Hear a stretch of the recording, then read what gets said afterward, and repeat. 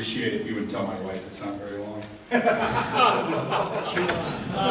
She knows I can talk, okay? We'll keep that secret, brother. My name is Scott Duvall. I'm the State Education Officer for the Grand Lodge of Illinois, as well as the Chairman of the Committee on Masonic Education. Illinois actually breaks these two groups kind of out. The education officers are responsible for the dissemination and the sending out of the programming, and the committee is responsible for developing the programming. And that's the way we've broken it up as of currently.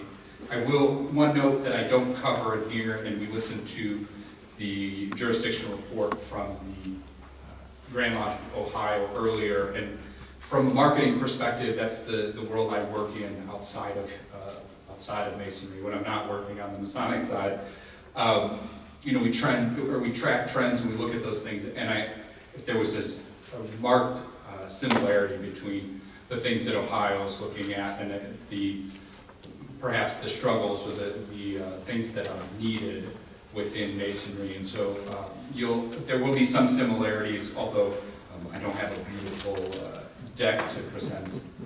But offer greetings from the officers and brethren of the Grand Lodge of Illinois. This past year has been full of work expanding the reach of Masonic educators and creating new education opportunities for our members.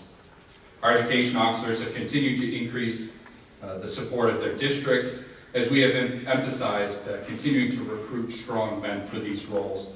As I've spent more and more time in my area of responsibility, I've had more time to really communicate to our Grand Lodge officers what is needed in these roles, and they are more and more amenable to taking out those district education officers who are riding along for a title and allowing us the latitude of putting in guys who are going to actually do the work and who are passionate about the work.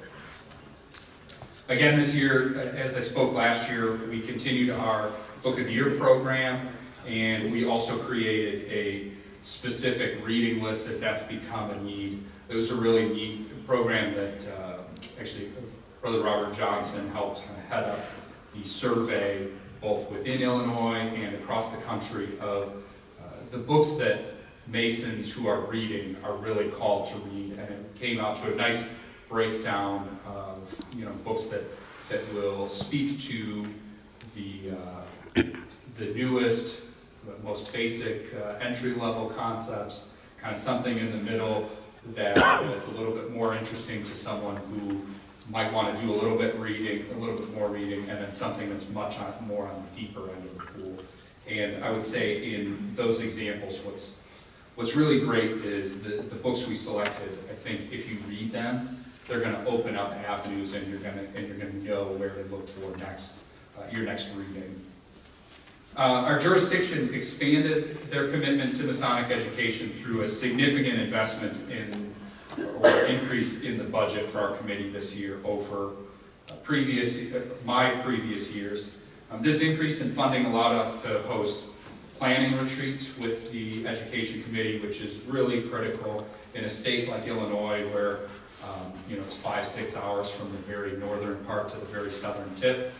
We have to be able to represent different areas of the state and also get them to come together for our planning meetings. Additionally, this funding allowed us to host new trainings, as well as send a contingent to the Quattro Coronati America Conference, which I think investing in the people who are creating the educational content is critical.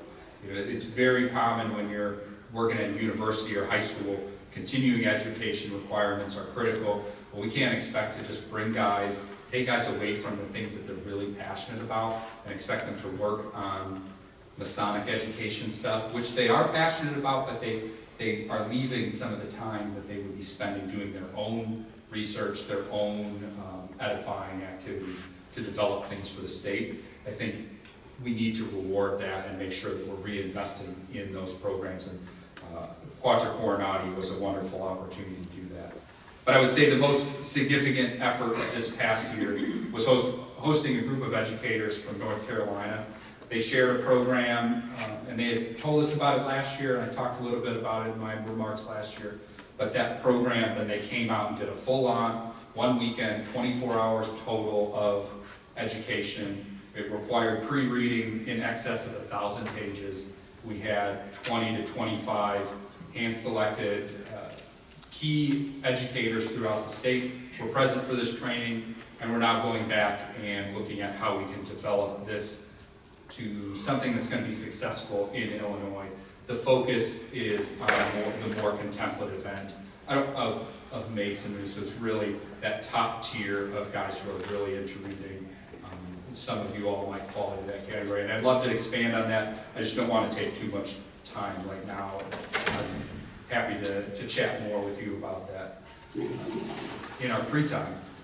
And the final need, I think I need to update, and this piggybacks off of some of what Ohio was talking about, but there's a need for more comprehensive training for the lodge education officers, which necessarily touches off from the responsibilities and a clear definition of the responsibilities of the district education officers. So we're in the process of developing a program.